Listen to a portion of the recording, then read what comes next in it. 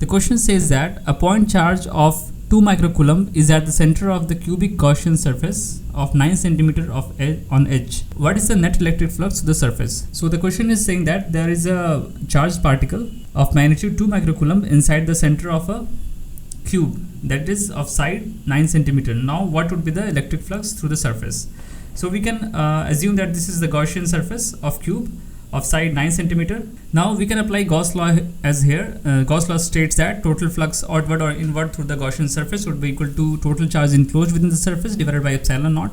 Now we can use this formula straightforward to find out the flux outward of this surface, outward of this Gaussian surface. So we can get the expression, we can substitute the values of the expression in this expression, and we will get the value of 2.26 into 10 to the power 5 Newton meter square per coulomb. Thank you.